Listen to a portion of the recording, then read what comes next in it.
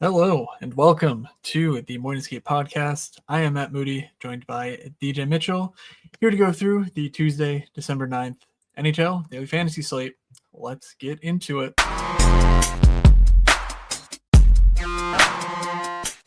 You're saying they're looking like an idiot. Well, is that any different than normal? This is the first time I will admit was unbelievably wrong. A very special show today. The edibles are kicking in for both DJ and I. So while we lost track of time, we're good to go here on the 10 gamer. No, but thanks to the stoner for hanging out and keeping the chat warm while we were getting set up. Yeah, lock at 5:30. I don't know, DJ, how are you doing on Monday? Good. It's like 4 degrees here in beautiful Buffalo, New York. I have hockey tonight, so I get to go freeze and then freeze to freeze. Yeah, I don't know. I'm just gonna say good. I would say the best part of going to hockey when it's this cold is showering and then leaving. And by the time you get to your car, your hair's frozen. But I don't think you got to worry about that, DJ. No, I don't. Good one. The thing is like when it's this cold too at these rinks, like the showers don't get warm. I just leave and go home and shower because you're just waiting forever. I don't know. If you're not taking a cold shower, I don't know why you're playing hockey. That's literally yeah, if you're not showering with dudes, why are you playing hockey? Said Matt. Interesting take. No, like literally. What is the appeal otherwise? It's fun. Taking those cold showers. Oh my god. We need to stop talking about guys showering before we lose our one viewer. I suspect our viewers also might appreciate a good shower with the boys, if you know what I'm saying. I just yeah. You know what? I'm gonna give you full just kudos to you. You nailed it again. Very proud of you. You've made another fantastic take. Shams is in. There's a whole 6 of us. I assume he's saying there's 6 of us that want to take a shower. Anyway. That's yeah, the day has been very long. The week has been long. The month has been long. I just am trying to do 74 things with work and hockey and everything else. And yeah, I almost fell asleep sitting up about an hour ago. Just pretty exhausted. You don't sleep. It's actually pretty unbelievable. You are the king of not sleeping.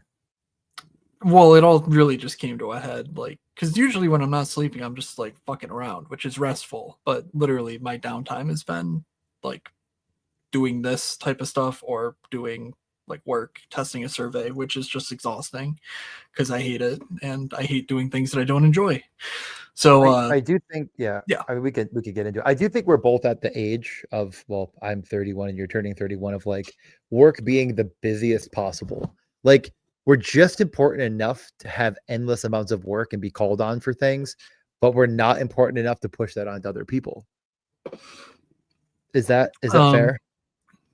Yeah, well, I can, but vacation schedules this time of year are just really difficult, and I'm not on vacation. So typically this is actually my quietest part of the year, but just different circumstances now than in prior years. So it is what it is, though. We can talk about work later. Again, if anyone needs a 401k for their business, give me a call. Yeah, perfect. So admittedly, I got through 6 or 7 of the games, but in between clicking through a survey, I didn't get the later games. So please, if you're out there, Shams, and keep me honest, we'll do our best. But we can start things off with Tampa at Montreal, which actually we should have rushes for Tampa. I know we were expecting Hedman in and on the third pair, but Tampa's really weird right now. I'll share my screen in just a moment, but okay, the Bolts acquired defenseman Ethan Sampson from the Flyers in exchange for Roman Schmidt 58 seconds ago. You heard it here first, folks. Slate is on its head. Okay, we actually do have power play units now, official from the morning, which is nice. Anyway, let me share, and then we can get back into the updates. But basically, it seems like Victor Hedman's being eased back in considerably. Let's see, share the screen. This is Tampa. We are good to go. Okay. So power play 1 is Kucherov, Gensel, Point, Radish, Bjorkstrand. We knew that. Oh God, I didn't pull in the salaries. Hedman's paired with Crozier on the second power play. Like that's just weird. I don't really understand it. So I know there's a full game that we're about to watch with Toronto that should be pretty fun. But DJ, is there anything from the Tampa side that you immediately know you want to go to, or given a matchup on the road back to back with Montreal, are you not that interested in this spot? I don't know. It's kind of the perfect storm of I've been really trying to target Montreal versus a back-to-back Tampa team that we just don't know. The cards have not. I mean, they're turning over as we speak, but I just think that as of right now, I'm pretty not that interested. But could be convinced. Like Point is 6,600, and before the injury, this guy stunk out loud. He really didn't come down. He actually went up in price since his injury. So it's not like you're getting some massive reduction to pair with Kucherov, who is also about what you'd expect. Now, the third guy that's been the best, really, outside of Kucherov, of course, he's been otherworldly, is Hagel, who's continued to climb. So it's like you're not getting a massive discount on this. That's what would really make me interested. I think I'm just probably like fitting this out, but not fitting it out because I think it's bad. Fitting it out because I just think like the DFS, it's like there's just better options at the same price. The weird thing is that Kucherov feels like 1,000 too cheap. Like we're gonna get to Jack Eichel, who's more expensive than Nikita Kucherov, and like you just cannot make an argument that Eichel's a better fantasy asset right now than Nikita Kucherov, and honestly, it's not even close. I don't think we're getting David Pastrnak back. We'll get there in just a moment. Like Kyle Connor's about that price range, but really it's Nate McKinnon at 10K, who, yes, has been better than Kucherov, but I don't think he's been 1,700 better than Kucherov. And that's about it as far as like the true, like unmistakable top tier studs, because Dallas is on the road in Winnipeg. Like, I don't think that's a great spot for Jason Robertson, but obviously Jason Robertson, I don't think has been nearly as good as Kucherov either. Like Kucherov has just been so reliable shots wise. Like, I think based on price alone, like you have to be interested. But stacking around him is difficult for the reasons you said. Points super expensive. Like Hagel's really priced up, meaningfully so. Like there's no it's not a fluke that he's priced up this high. He's deserving of it. But like, Gensel, Radish, even Bjorkstrand is up a bit more versus where he's been historically. So Kucherov probably creates value in and of himself with his price tag. But as you stack, you sort of deteriorate that value is where, my thoughts sort of lead to. I'm curious with point back if Cirelli's minutes get cut a little bit, because at 5,300, he's actually been pretty solid. 11.5 expected fantasy points last 10. By the way, for the podcast people, Kucherov is 17.1, Hagel's 16.7. Those are, I believe, the top two in the entire league right now. Yep. Number 1, number 2, number 3, Nate McKinnon, 16.1. So obviously that's expected, but they're both meeting their expectations as well. Like it's no, empty calorie stuff. It's just sheer dominance offensively. So right away, I think I am quite interested in Tampa. If Tampa can put up numbers on a pretty on a Toronto team that actually has looked much better in recent games, both just visually and in the stats, that I think would be another solid indicator. The power play too, like I mentioned with Victor Hedman, Gonsalves, Finley, Nick Paul, Finley's not there. Gonsalves, Paul, Hagel, Cirelli. I think you could mix in Hedman with Kucherov, Hagel if you wanted to. I probably would prefer Cirelli, but Hedman was really good before he got hurt. And then he came back and the minutes are down. So we didn't really touch on that much more. I don't know what to make of it. It's kind of worrying. But I simply do not know what to do with it. So anything else here, or can we get to Montreal? No, I mean, I think that was really the last note with the headman of it all. Like, Right. seems like he's unnecessary to include. Montreal. Montreal rerouted their lineup: Slavkovsky, Suzuki, Caulfield, Texier, Kapanen, and Demidov. Bolduc down with Davidson and Veleno. Demidov also to the top power play. So there's some talent infusion, but Demidov's not been super fantasy relevant. Um, Caulfield, Suzuki, Slavkovsky is going to cost you at 17.3K.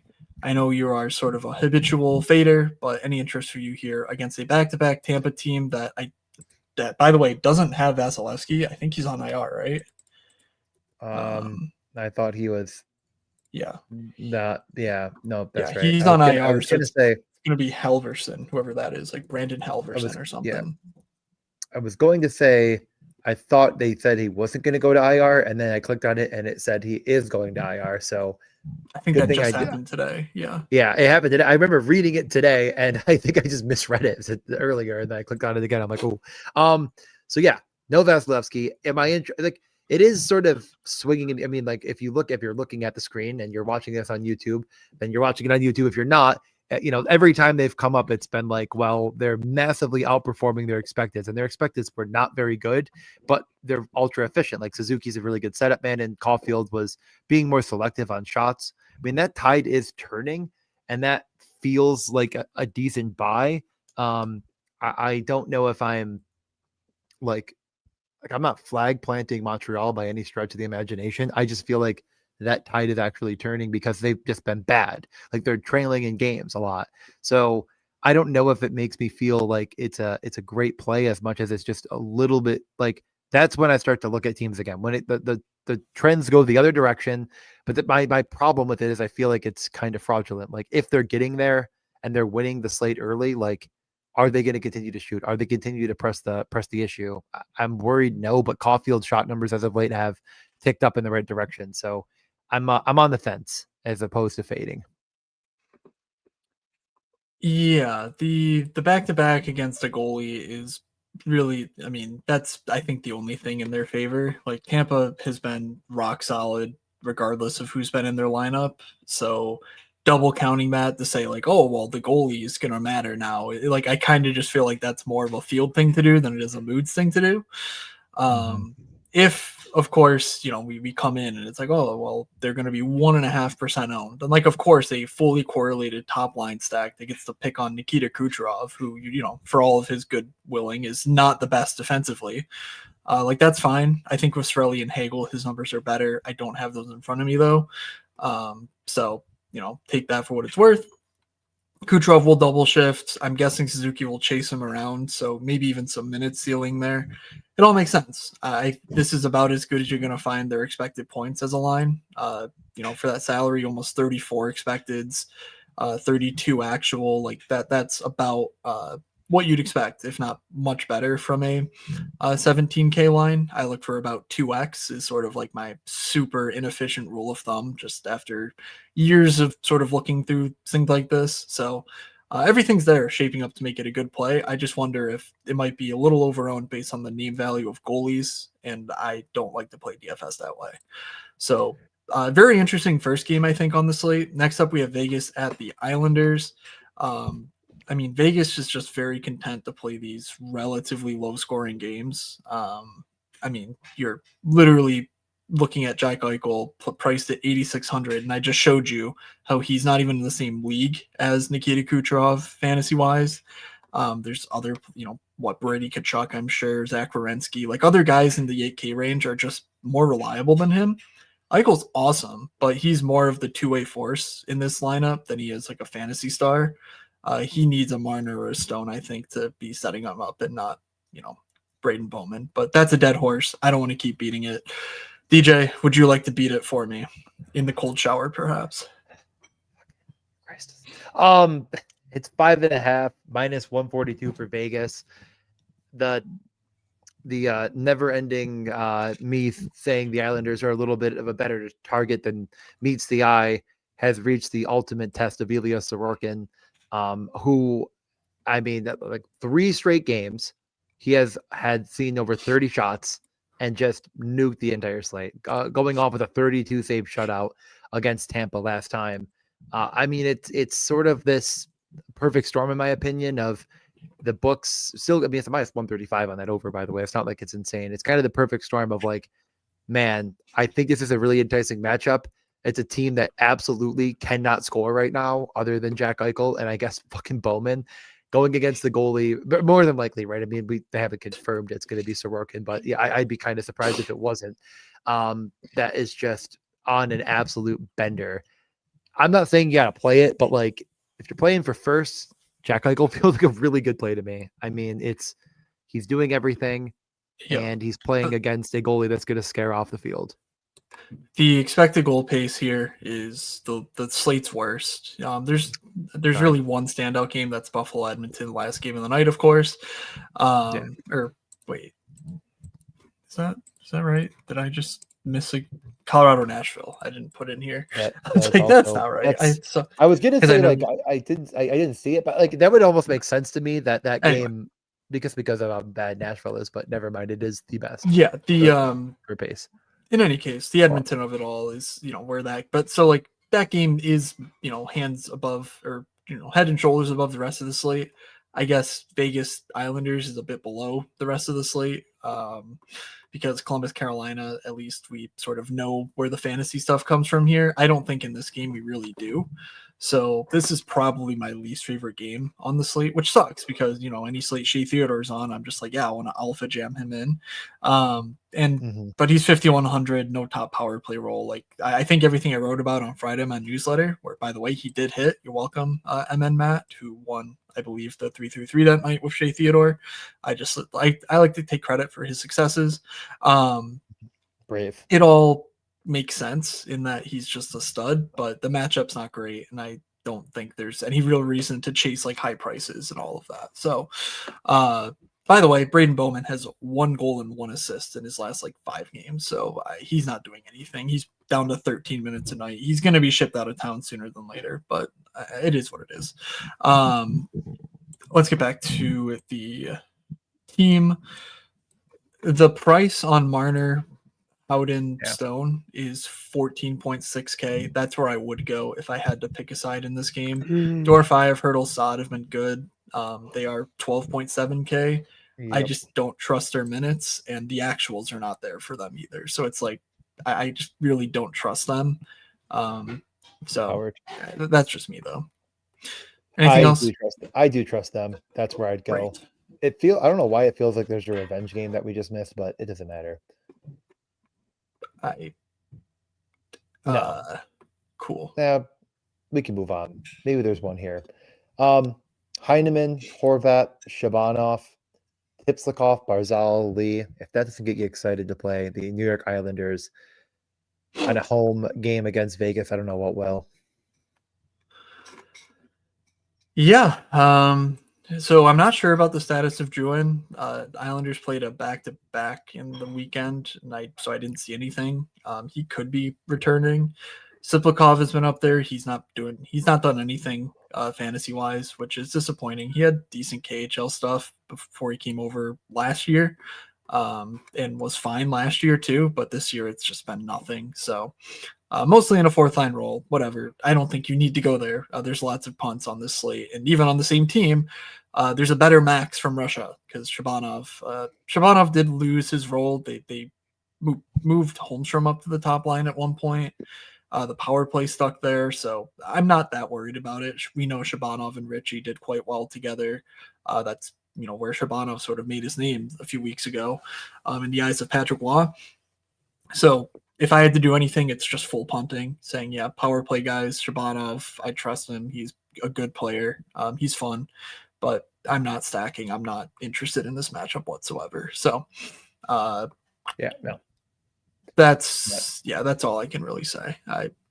These are 2 teams. I think they're pretty good teams, but I also don't think in the context of this slate, they make a ton of sense. Speaking of games that I like a bit better, San Jose heads into Philadelphia. San Jose rolled out Colin Graff, Celebrini, Will Smith, Eklund, Wenberg, Toffoli, Skinner, Dellandrea, Kurashev. The top power play was Celebrini with the second line. So Will Smith not on the top power play. Can't argue it didn't work. They beat Carolina 4-1, but I think that was more just Carolina just not showing up. Wasn't even a goalie thing. They expected goal the Sharks, but that's Carolina. They just played bad. So Smith 5,200, not top power play on this slate. He's been a guy I've been going back to over and over again. Don't think you can get there given the loss of power play time. Colin Graf on the top line is an interesting punt. We've talked about him a number of times, but came from Quinnipiac. Decent AHL player last year in 40 games. And then rest of the time he spent in the NHL. He has not been great, but with the role of Celebrini, that's and Smith. Those are their two best offensive playmakers, and Graf has been making good on it. He scored last game. And anytime he seems to jump up in the lineup, he plays a lot, and he's also out there for empty net type stuff. So you couldn't ask for more minutes, I think, for this price on this slate for Colin Graf. Anything from you on San Jose? I mean, I think it's like you mentioned, like a smaller slate. I think there's something here on a larger slate. I'm just not going to it. Like, I still respect this Philly team defensively, but it's the obvious spot you'd want to go that you already mentioned. Macklin is just not shooting anywhere near enough to support the price tag, and he just cannot continue to get away with 3-point nights over and over and over again. But I guess he just did it against Carolina, so why not against Philly? But yeah, no, thank you. I am more interested in the Philly side. I think if you're ready to get over there. Yeah, I was just going to note the second line here, Eklund, Wenberg, Toffoli. It's like the first time all year they've been power play correlated. They are 12.3K. I know Wenberg isn't a favorite, but he's actually been better than 7.9 expected fantasy points last 10 games. That could be assist driven, but also Eklund and Toffoli are pretty good for the price. It's not the most daunting of matchups, so you can consider it. But yeah, I don't really want to play John Klingberg's power play. So although he scored last game after I talked shit on him, so yeah, that happens. Let's go over the Philly. Yeah, I mean, I'm more interested in this side. I feel like this is the DJ says he's going to play something that isn't going to be that owned, and then it ends up super owned situation of the night. I mean, at first it's like, at first glance at least, it's like, well, San Jose's played a lot better, and maybe people won't like look at this Philly team, but like the price is just too good. I think overall, the only thing that can help you is the spread of Konechny, Zegras, Michkov, and Tippett. Like, you kind of got to pick your poison. Konechny last game had, I believe, either like 7 or 8 shots on goal, or maybe 10. I don't even remember. It was 1 million. He scored, just completely nuked the slate. And you're, against Colorado, like a really good team. Trevor Zegras is, in my opinion, probably the engine that's driven this offense all season long. So that makes a ton of sense. But on the other hand, Michkov and Owen Tippett, I mean, who has more upside than either of these two on this team? I'd argue nobody. It's Matvei Michkov's birthday tomorrow, if that matters to you at all. The role has been not that desirable, but when it's, when they're getting there, it can come in spades. So I like both. I really don't see any reason to play one over the other in a massive, it really, like, there's just probably Couturier as the center versus Dvorak. Just it piques my interest a little bit more. So I think I'm a little bit Philly too. But Matt, where are you leaning, or are you seeing this as being maybe a chalky affair? Yeah, I'm definitely leaning toward the Michkov Couturier Tippett line. What I really like about it is Trevor Zegras on the top unit. Like, that's just, we haven't seen that. So yeah, Travis Seinheim would not be my choice to run the power play one, but like everything else, when you look at Konechny, Zegras, Michkov, Tippett, like that's exactly the foursome I was envisioning heading into the year. So I would like to capitalize on that sooner than later. I think they've had it for a game or two recently. Obviously, they started the year with something similar, but yeah, like the 4 stack costs 20K on the nose. So, 5K per player. That is less than the average cost of a spot. When you add in a goalie, it's about the average cost of a roster spot. So I think if I'm playing Philly, I'm going in on the power play one as opposed to the second line. But I could also see myself playing 5, Flyers rather easily. That's almost an implicit bet on Celebrini. So, like, yeah, you don't need to really play Celebrini, but if Celebrini does get his 22 DraftKings points, like, that pushes Philly to need to score. Because if San Jose does nothing, Philly's more than happy to just sit on the game and make it a 2-1 affair. I think for these prices, though, and given I'm fairly confident now without Tyson Forster where the offense is coming from. Like if there is offense, I think you're getting, the main guys all together. So that's where my head's at right now, as far as just like how to play Philly. It's probably just grabbing a clump of them and saying like, yeah, like let's go to town on this top power play against the Sharks PK. That's where I want to attack the Sharks. Go to town on the PP in the locker room. That's what Matt Moody just in the said. Showers. In the showers. I mean, I did say the PK, but it is what you it did? is. I thought you. Okay, it doesn't matter. The point stands. We like Philly. I do, but do you have any concerns like I do that like we're gonna say this now and then tomorrow that we're gonna be like, oh fuck, they're giga chalk? I mean, Philadelphia at home against San Jose at these prices should be unbelievably owned. Fair enough. I'm not getting off the train because they're 25% instead of 15%. Like, I'm confident enough I'm going to play something else fucking stupid that it doesn't matter. It won't matter for me. I'm just so if happy. If you're going to play Nate McKinnon and, whatever with Michkov, Couturier, okay, yeah, you're probably needing to play a 2v2 somewhere to, beat half the field. But I don't think that's really my top concern. Okay, we can move on. We have Anaheim.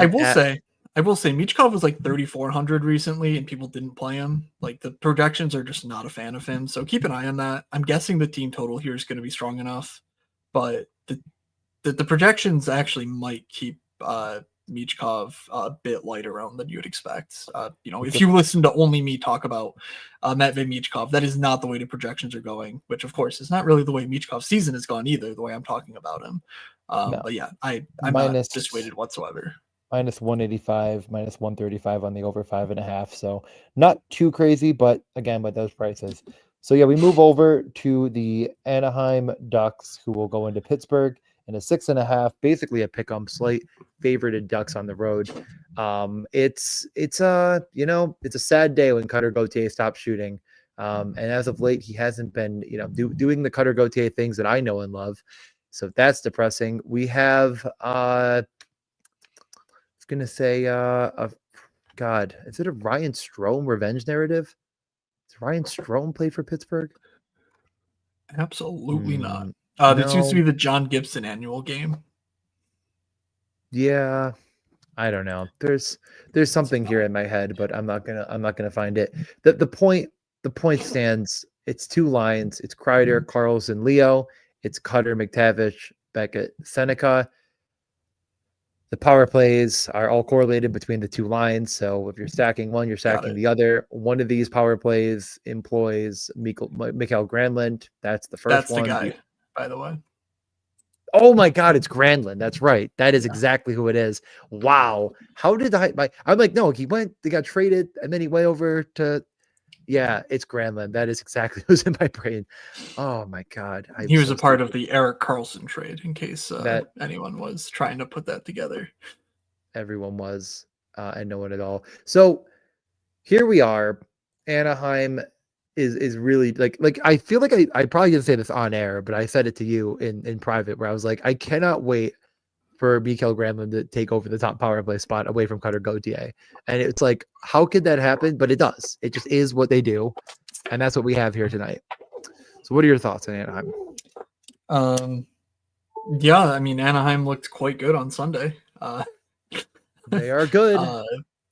5 expected goals against the Blackhawks the night after the Blackhawks got absolutely routed again by LA. So just really interesting stuff from Chicago. I don't know how to really weigh that because Chicago had looked pretty.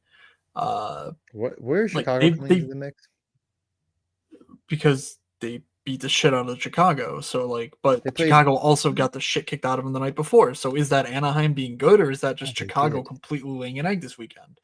Because before that, Anaheim had been pretty, I'm not going to say they've been lackluster, but they had certainly not been the high flying, Anaheim team of the first month of the year. So them heading into Pittsburgh, where Pittsburgh is literally Pennsylvania is just like, oh yeah, the teams are pretty good. They're pretty they're not really loaded with talent. and they're going to win the expected goals battle. Like, that is these two teams right now to a T. And I don't know if anyone had that on their bingo card heading into the year, especially on the Pittsburgh side. So I don't have a ton of interest in Anaheim at these prices, honestly. Like, I think I'd rather just play the Philly equivalent in a better matchup at home for pretty much all these guys. Like, yeah, they don't have a Cutter Gauthier or Leo Carlson, but like I can find those guys elsewhere on the slate.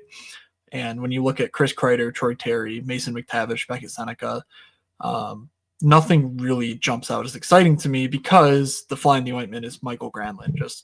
I mean, the minutes suck with him involved. Like, it's all just worse because he's a part of it.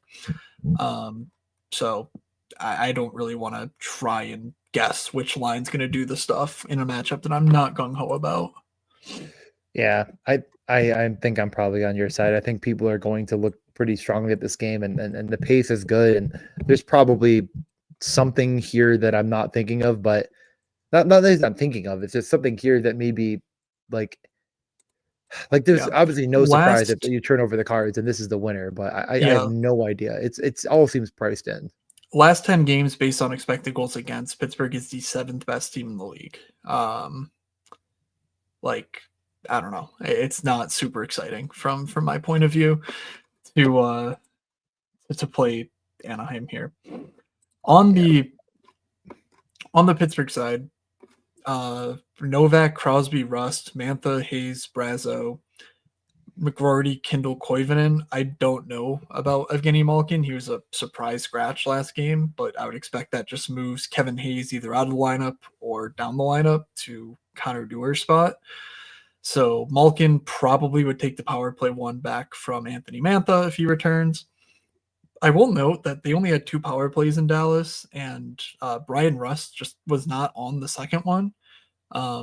He might have just gotten, nicked up or something, but he came back and finished the rest of the game. So I'm guessing that was just a fluke, but without Russ there, it was Kevin Hayes on the top unit and McGroarty on the second unit.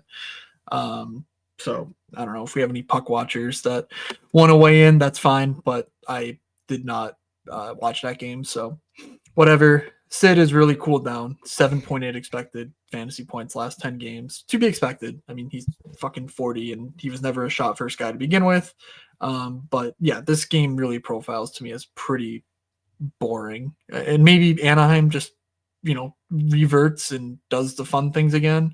But it's not been as high flying as in, recent weeks from the Ducks here. So on the road, I don't think they pushed a tempo or anything into a way that makes Pittsburgh a stack you had to have. Any thoughts on Pittsburgh from you? I mean, Mantha, I think is at least of note here. He hasn't been great, but the role's been pretty, elevated. If he's still on the top power play, he's a guy that likes to shoot. So I could consider Mantha as like a punt one-off type of guy. Other than that, no. I'm probably just like Anaheim is good defensively. I don't think there's any real point in playing Pittsburgh. I think it's a fade from me. I like Philly so far, and tentative on Montreal, and I think there's a lot of better spots down the way, and we're going to get to them very shortly. All right. Yeah, couple things in the chat. Shams has no update on Malkin, so that's good. And then Stoner, if you're hanging out in the YouTube chat, thank you. Please hit the like button. Helps us or whatever. And Willie here, Anaheim, looking forward to the Rangers game. That is interesting. Brazo is going to get a hat trick. That on the, I mean, give it that to Mantha. Feels unrelated, in all honesty. So they're going to overlook overlooking the Penguins leading to a Brazo hat trick feels like not exactly the route I'm looking at myself. But when is that? I don't know. What the hell? I don't know. I'm not a doctor. I don't keep track. Am I missing Anaheim at Pitt, Anaheim at the Islanders, Anaheim at New Jersey, Anaheim. Next Monday. What the hell? Next Monday. Well, it's the 15th. They are going to get slaughtered for a week, starting with Brazo night. Jacob Trouba is just like, Coach, I can't play. I gotta get headshotting. I don't give a shit about these assholes. Yeah. We have a Fabian Zetterlund revenge narrative game up next. Are you ready for the Fabian Zetterlund revenge narrative game up next? I literally forgot Zetterlund was in the Timo trade. I'm like, what are you talking about? You think I'm some kind of an idiot? I'm the idiot. That's why I admitted this. I didn't have to say anything. New Jersey heads into Ottawa. Based on practice today, I'm expecting Timo, Hischier, and Bratt to remain together. They all missed practice and they rolled lines otherwise, so it's possible that they come back and slot in random places in the lineup. But Nason, Mercer, Palat, Gritzuk, Glass, Brown, and Cotter, Glendening, Crookshank is what they ran last game, so they're almost positive it's what they ran last game. They had like Bratt with Glass and Brown, but it didn't really stick as far as I'm aware. Anyway, Dougie, top power play, sure, whatever. On the road in Ottawa, I think it's only the top line if it sticks together for me. That line's going to cost 19.4K. They are averaging about 37 expected fantasy points per game. Again, quite good. Actuals about 35, but that's just because Jesper Bratt's not been pulling his weight. So if you want to go Timo Hischier, that's fine. Though Bratt's price has been falling, thankfully, and makes him on the fringe of consideration for DFS here. Arseny Gritzuk continues to be a fringe candidate as well. How about your thoughts on New Jersey? I like the other side of this game more, I think. I'm going to be brave and say that maybe Ottawa isn't that bad, but there's not a lot to say here. Like, the top line is all you need to look at here. Dawson Mercer's been okay, but you never really need to play him. You can look at him and pretend to play him like I do every time, where I say, maybe I'm going to do this, and then I don't end up clicking on him. Ducky's been fine, but like, what else are we really doing here? Like, we're Ottawa or bust. That's what we do here on this podcast. Awful lot of busting from you here, DJ. All right. In the shower. Brady, Cousins, Batherson is how Ottawa practiced today. Showerson? 7. Does that say anything? It's not bad. It's not bad. That line cost 17K. Obviously, all should be power play one correlated. Cousins, Stützle, Zetterlund. I'm not going to do this right now. Let me tell you, Stützle is overpriced for what he's been doing. He's just not been that good. That line is a good bit cheaper, but yeah, I think it's the top line, or Giroux, Greg, Mario, which is super cheap. We know that line has been together for a while. They've been quite productive. 9.3K for like 22 expected fantasy points per game. So obviously when you're that cheap, you don't have to do a ton. I think they need to be in consideration. So it's line 1 or line 3 for me. DJ, yeah. What do you like here? I mean, it's line 1 for me because line 3 is just going to pretend it still has Shane Pinto and always just, take every defensive zone draw. But I get it. Yeah, I really like the top line. I mean, it's. I forgot how mad you were about that. I'm still mad about it, and he's hurt.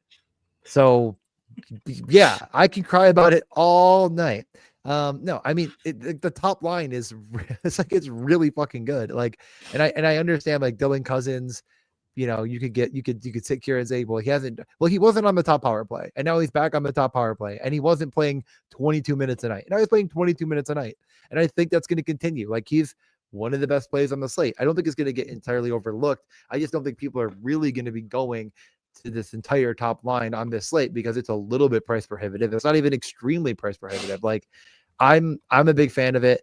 There's a very clear misprice in Dylan Cousins. Whether he gets there or not is up to him and the rest of, and really up to God at this point. I'm not going to pretend like I mean, that last game, they were just all over the Blues for the entirety of it feels like from the drop of the puck, and they couldn't score to save their fucking lives. But until they started the second power play, because why not? It doesn't matter. We're not going to get into it. I was still salty about that as well.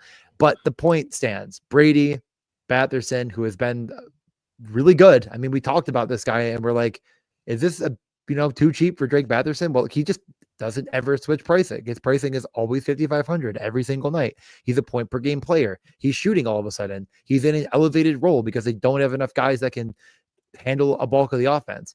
And then additionally, to top it all off, you could play Jacob Sanderson if you're brave and you're bold and you want to spend 6,300.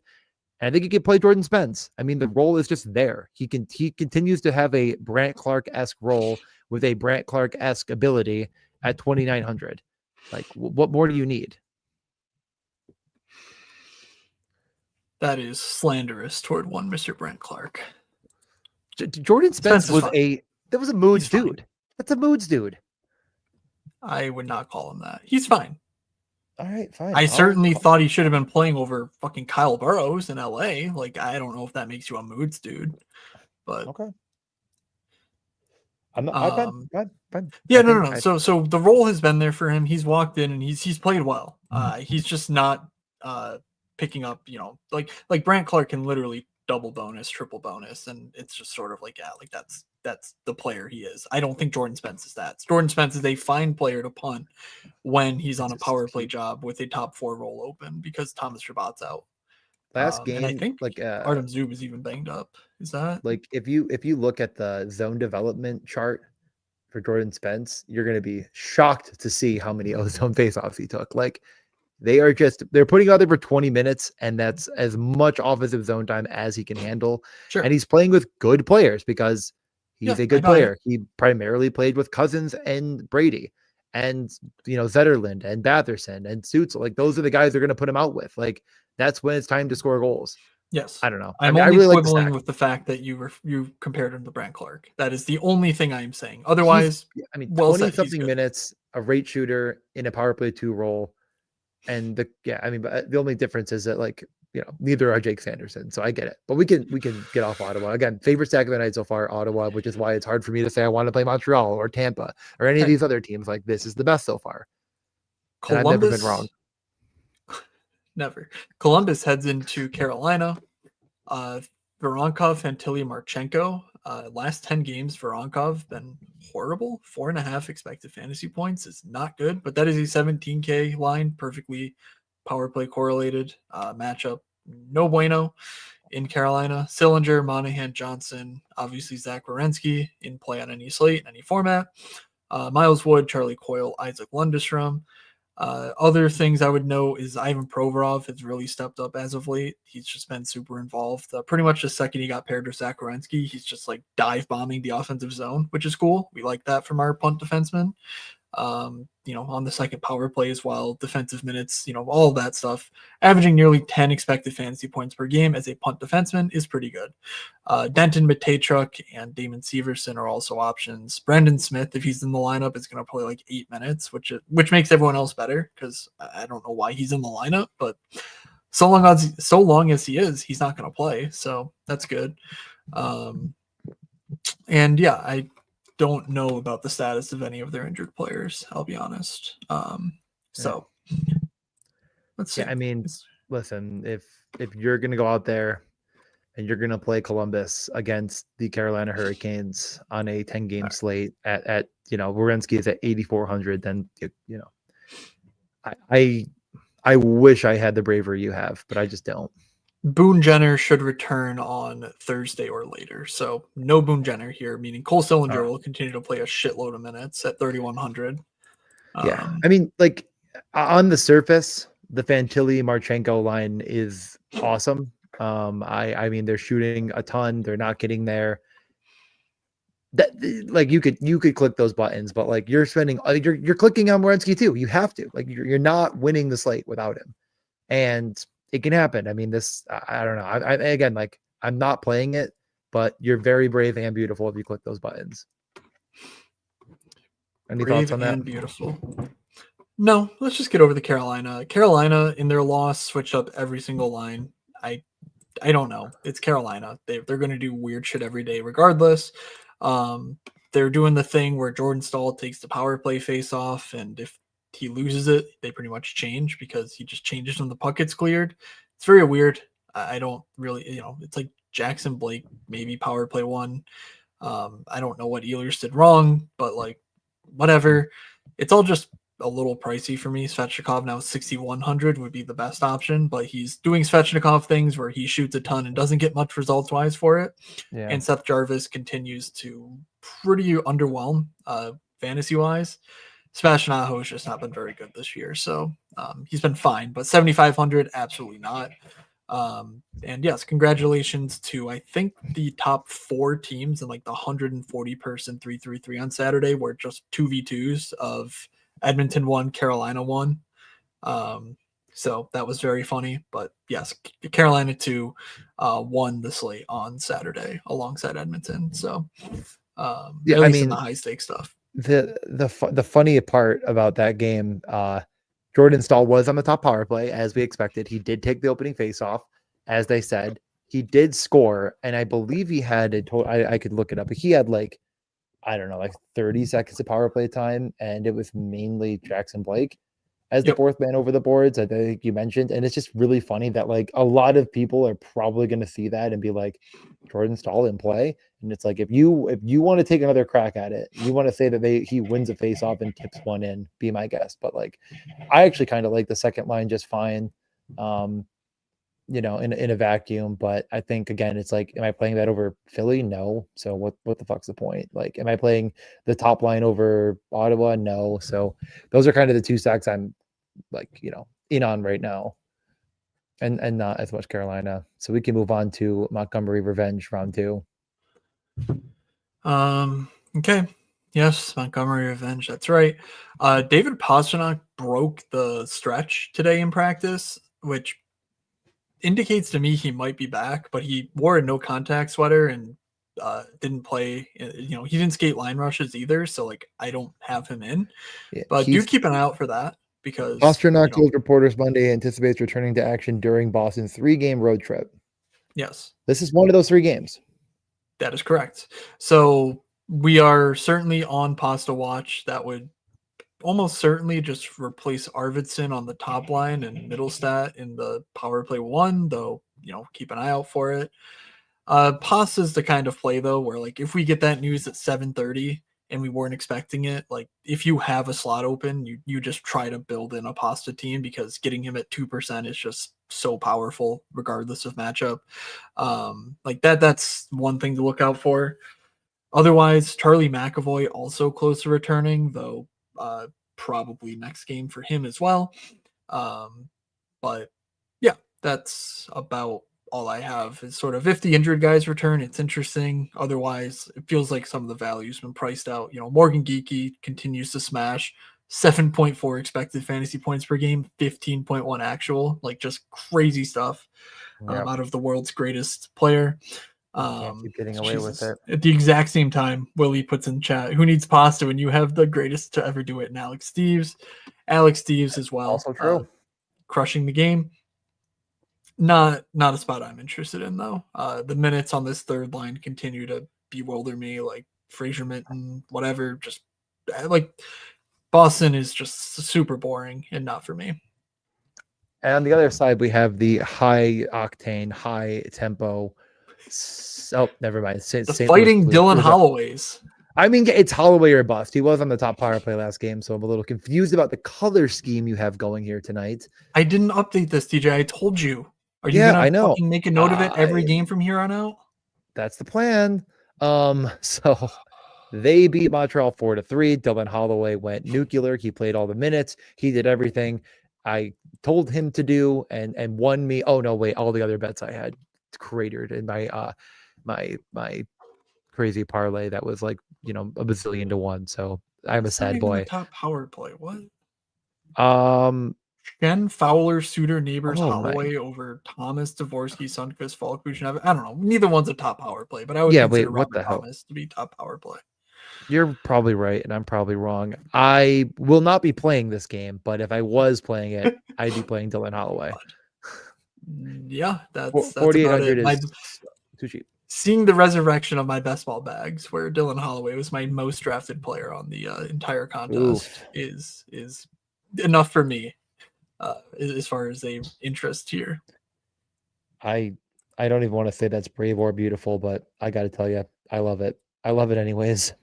I mean, not often you get guys who I have a lot like Dylan Holloway does. I have a lot of Holloway. I definitely was in on taking him in best block. There's no arguments on my end. My reservation is to just say that out loud and admit defeat. By the way, what's your advance rates? 50 of 150 right now. I believe I'm up to 65. I'm well aware. No, I don't know. Actually, I could do the math, but I'm good for right now. I'm sure you're also good for right now. We can keep it moving. Goes into Winnipeg. Sam Steele, Wyatt Johnston, Mikko Rantanen, Robertson, Hintz, Ben. Matt Duchene returned. Let me just pull up the hockey viz because I looked at this. I did not download it to memory. Duchene moved up in Steele's place for some, if not most of the game. So I guess that should be our expectation going forward, that Matt Duchene plays with Johnson and Rantanen and Ben more sticks with Hintz Robertson. But you can see that Rantanen gets shifts with Hintz Robertson. Robertson gets shifts with Johnson Rantanen. It's all good and fun. You can play whoever you want on Dallas, and they will correlate eventually, is sort of the modus operandi there. And if you play anyone, you're almost certainly building around Robertson. Maybe Mikko. Robertson's cooled off a little bit in the shots department. I don't have a window up to look at it right now, but I do wonder who leads the team in shot attempts over the last 10. But DJ, any interest for you in Dallas on the road against Winnipeg? I will pull up that for you though, because I care. This game kind of just rubs me the wrong way. I don't know what it does. Oh, by the way, over the last 10, Robertson 5.8 shot attempts, Mikko 4.44, Wyatt Johnston 4.3 shot attempts, Miro 3.8, Rube Hintz 3.2. All of them getting more than 50% of them on net. So they're just very, very efficient, very good at hockey. And over the last 10 games, 3 of them have over 10 points. The other 2 have 8 and 9 in Miro and Rube Hintz. Just never-ending fun and goodness. The top power play is never going to miss. I think they're going to go 100% on the year. I'm guessing that's what they are at right now. Yep. It's unicorns, it's rainbows. I'm not going to play it, but it's good. It's good stuff. Play it if you want to play it. Dallas against probably a bad goalie. I think people will look at this. I think people will play it. That's just not how I'm going to do it myself. And yeah, again, thank you in the chat. Yes, that top line is wrong, Matt. Thank you for pointing that out as well. Matt, please update your sheet. This is Bush League. Winnipeg changed their lines. Well, we haven't even gotten there yet. Well, didn't Dallas technically have different lines than you had up there too? Yeah, we talked about it. Yeah, I know, but you didn't change it. I'm not changing it.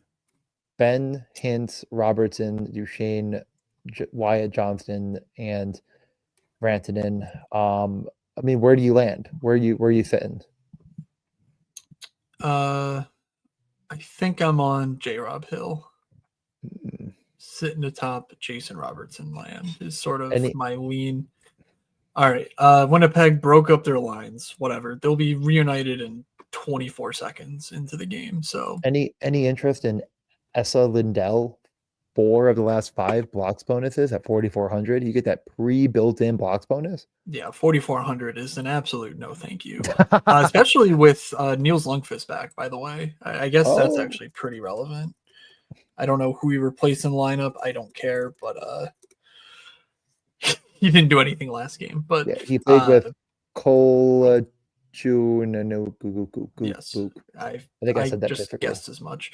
Kolyachuk. Okay, whatever. He's back, so the power play time is, I guess, suspect. Doesn't look like he got any, but also it's the top power play always scores, so it doesn't matter.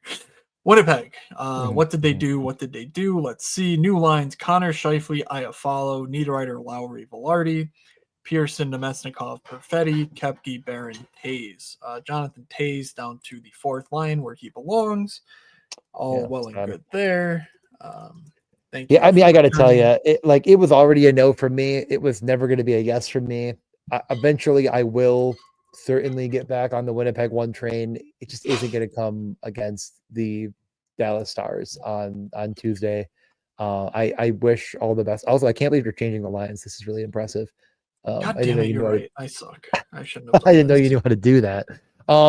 If again, this is one of those if you're really brave and you just have the courage, you can pull it off. You could probably just play. Trust me, Connor, Scheifele, Morrissey. Say it with me. The amount of times Velarde doesn't getting involved, and you're going to sit here and tell me Iafallo at minimum salary is doing anything. Come on, he's going to be top power play though. and you're doing it, and you're right. I know, and you're doing it, and it's right. I don't want to do it. Okay, that makes sense. Yeah, certainly my lean would be. Yeah. Well, actually, 10.8K for Nino, Lowry, and Velarde does sort of speak to me. But yeah, top line being 16.7K, perfectly power play one correlated, another 17K line. Or you can leave off Iafallo and go a bit more expensive if you want. I do think Connor Scheifele Velarde will be reunited at some point during this game, if not regularly during this game. So I don't have a ton of interest here. I think the next game will be where a lot of fantasy goodness comes from. Buffalo heads into Edmonton, our second to last game of the night. Somehow a game in Edmonton drops the puck before a game in Nashville, thanks to national TV schedules. It all makes a lot of sense. Benson, God damn it, these aren't the lines either because yes, I didn't update this. Do you have lines, DJ? No. It's I don't know off the top of my head, honestly. Then I will pull them up. Tell me about the Buffalo Sabres and how sad they make you. I don't want to tell you about the Buffalo Sabres and how sad they make me. No, I mean, I will say this, okay? This is a good game. There is going to be a lot of tempo and a lot of upside and revenge narratives, frankly, and Ryan McLeod and Matt Savoy. I mean, we've mentioned it once. We have to mention it again. McDavid and Draisaitl, just when we think they're not getting played anymore, and just when you think, DJ, do you play them in back-to-back slates? You must have won a lot of money. Trust me, I did not. I did not win a lot of money. I do think this will be played in spades. The only thing keeping people back is the Colorado of it all. That's up next in Nashville, as we've already alluded to. But the other side of this game in Buffalo is at least of note. Like Tage Thompson at now 76K is he's a game breaker. Rasmus Dahlin has been everything you'd want in a fantasy defenseman, and he's somehow cheaper than Evan Bouchard, who sucks. I could get on board, but a back-to-back against Edmonton, I mean, what are you playing if it's not those two? Here we go. We are updating it live, DJ, because this game is important. I was showing the rainbow sheet earlier. Greenway, Thompson. Was it Benson? No, it was Tuck. Just you can react live as I type these. I did look at this too, and I got mad, and then I moved on. Sucker Quinn, Ryan no Austin anymore. Yeah. Oh, because they went back to that. Greenway's out, and Josh Norris. How did I forget Josh Norris? All right. I don't even think I really, to be honest. I mean, from the beginning, I thought I didn't really understand the Norris Tage of it all, but it just worked. So I said, okay, sure, go for it, Kings. No, I mean, this is a better iteration of probably what they can do. I'd like to see it against the Flames, and let's make sure this all sticks, because they have been changing quite a bit as they continue to suck, because they suck and they're terrible, and no one likes them on this podcast that I'm aware of. I'm not playing them, like, just straight up. It's not going to happen on a back-to-back against Edmonton, but I certainly understand why you play Tage, why you play Dahlin. Edmonton's been very leaky defensively and even worse in net. Like there is an avenue here. It's just not one that I'm particularly interested in. Too expensive. I mean, here's the rub. You look at the slate and the expected fantasy. Like, Edmonton's not been great defensively. They've scored a shit ton of goals, but they're still leaking oil defensively. Matthias Ekholm does not look himself. Matthias Ekholm looks old. He looks like old Matthias Ekholm, which is not good because he already couldn't really skate. Bouchard, Nurse, they're not going to win the Norris they're not going to win the Langway Award anytime soon for best defensive defenseman. If Edmonton is scoring, Buffalo is going to try and keep pace. This game is going to be exciting, and every single facet this game is above average. Expected goals, especially actual goals, absolutely. And it's in every quadrant of the game. It's not like Buffalo is going to be kicking and Buffalo's been playing up tempo. Buffalo's been playing well. They got shut out by sending 58 shots on goal against 7 goalies in a row. They're not doing nothing, and the prices here make a decent amount of sense. The power play is where I want to go. Norris, Dahlin specifically. I think those prices are the most sort of off. But if you're trying to play a game stack, you play McDavid, Draisaitl, mix in a Josh Stone, mix in Jason Zucker. Like, these guys are good plays at low 4Ks that make a lot of shit work. So I think I'm just looking now. I'm pretty sure Josh Stone's a 5th guy on the power play. It is, yeah. So Zucker and Doan are both power play 1. The only line stack you get here is Norris with Doan. If you want to add on Zach Benson, that's fine. But again, I think you get Zach Benson by just playing Norris and Doan, because if Zach Benson has a game, it's probably those 2 guys scoring. You replace that with like Darlene, and all of a sudden you have a 3-man stack that I really like. So I do not think you can rule out Buffalo. But sure, Edmonton's going to be much more popular, and I get it. Edmonton is on an absolute fucking tear right now. RNH, McDavid, Hyman is just not expensive enough. They're 20.1K. McDavid looks back, all the good things, all this, that, the other thing. It's fine. You can do it. I just think if you're playing this, you are going to want it in a game stack, because don't forget that Edmonton, when they're scoring, is still allowing a ton defensively. And yes, goalies are goalies. Like, Skinner has covered it up sometimes. Skinner's been the problem other times. But on the average, it's been very, very weak defensive efforts from Edmonton all season long, including lately. So, DJ, tell me about the Edmonton Oilers. Did you get your football lineup in, by the way? There's 1 minute. Yeah, I did. Thank you. Okay, good. Just making sure before we let you lose money, and as opposed to when I lose money on my lineup that I captain Quentin Johnston on. Oh boy. Did you also captain Quentin Johnston? No, I went double defense with Saquon. God, he's a true alpha.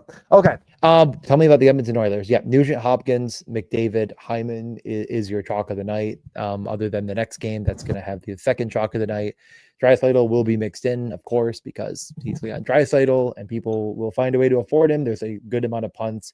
I don't know if there's any like complete obvious chalk punt to afford all of that, but people will leave off, a Hyman in lieu of getting in their Leon Draisaitl. But you look at the rest of this roster, there's nothing here. There's nothing to get excited about.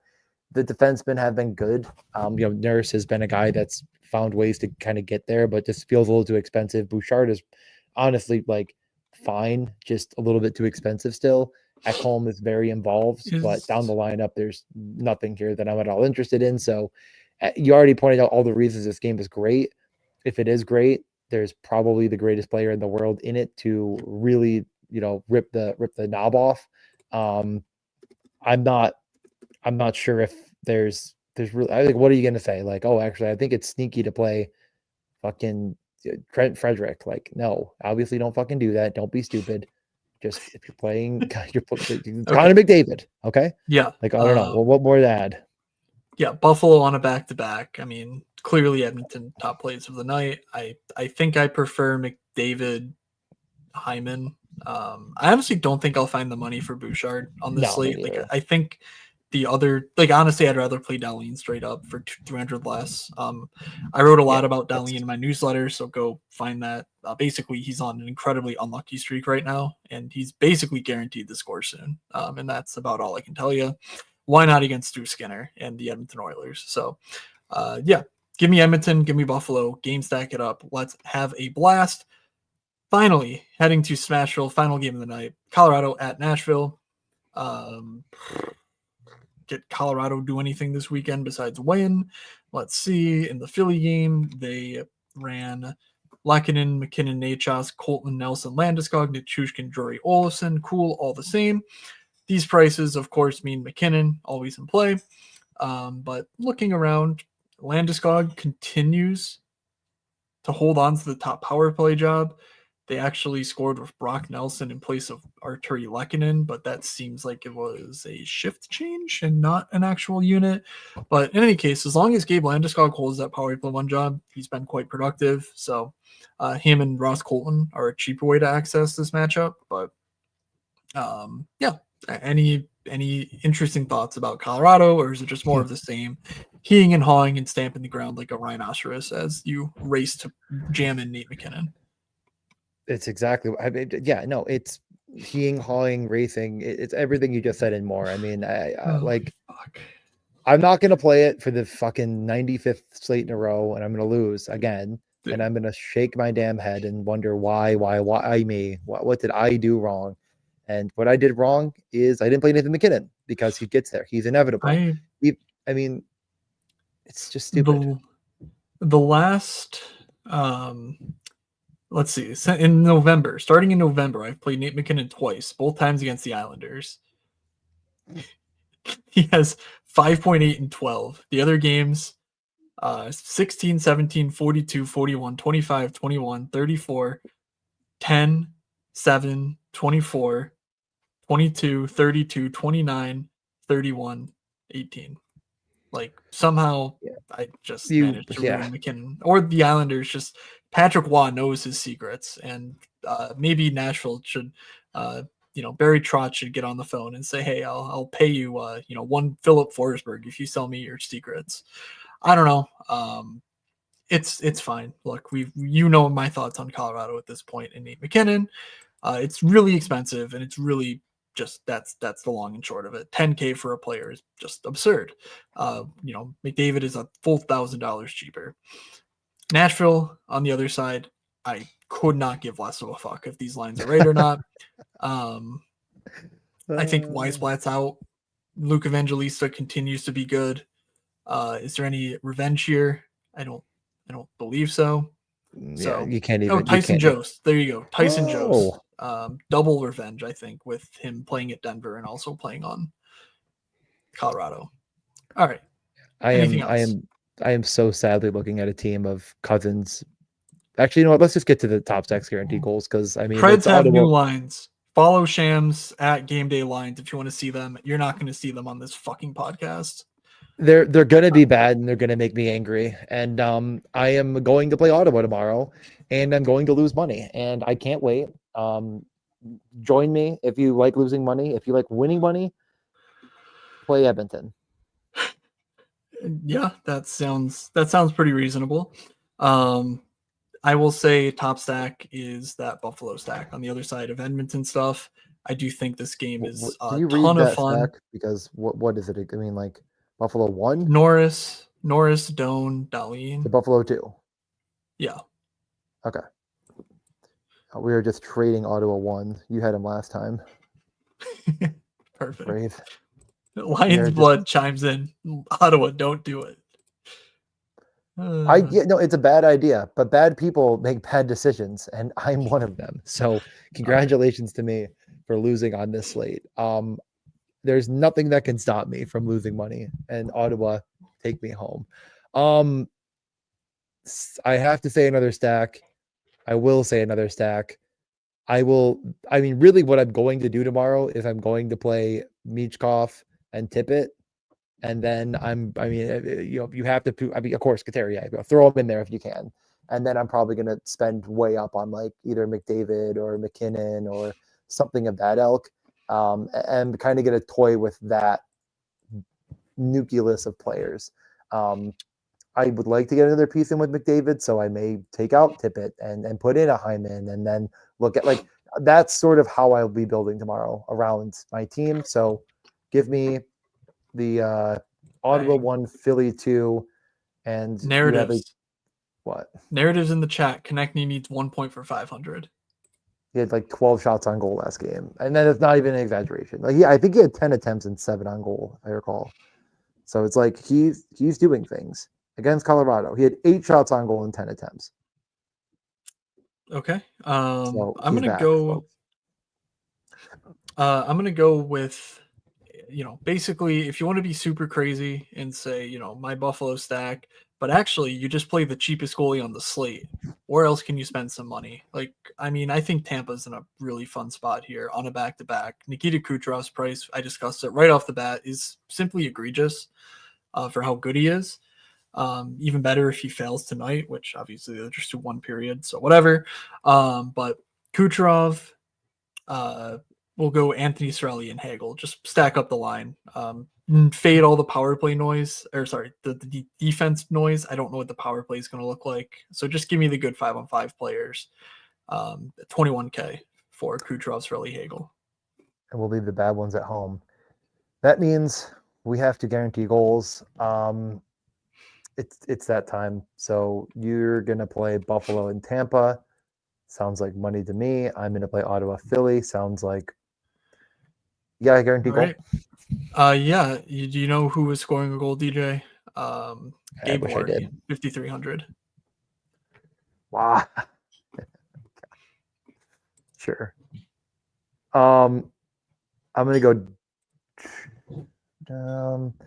I will go. I think I'm gonna go really cheap and really expensive, and I just want to see what the price is. Oh, he's minimum salary. Yeah. Do I really say Rucker McGrady? He's not playing any minutes.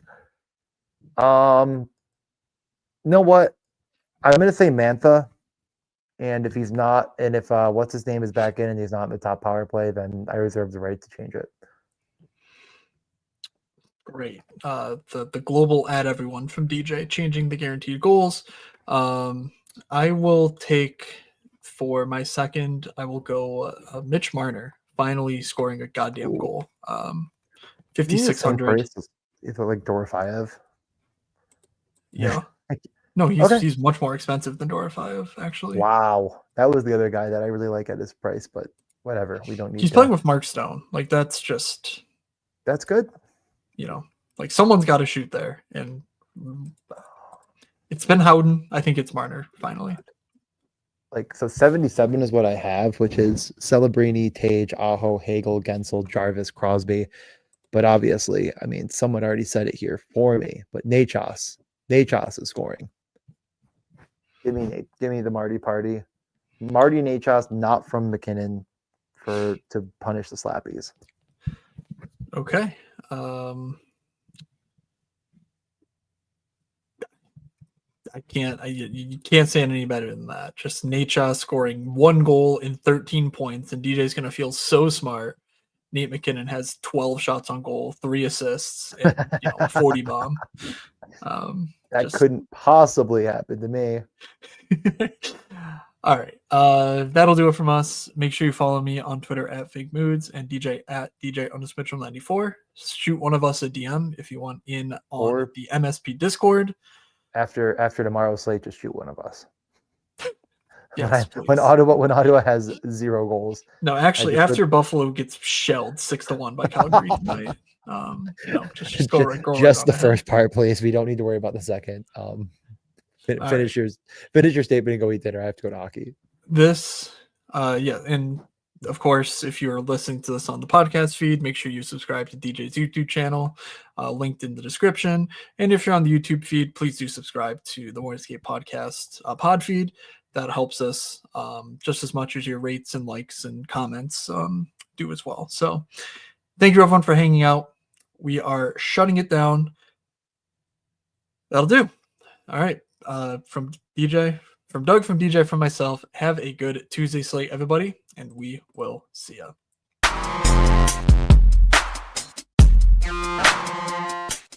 You're sitting there looking like an idiot. Well, is that any different than normal? This is the first time I will admit was unbelievably wrong.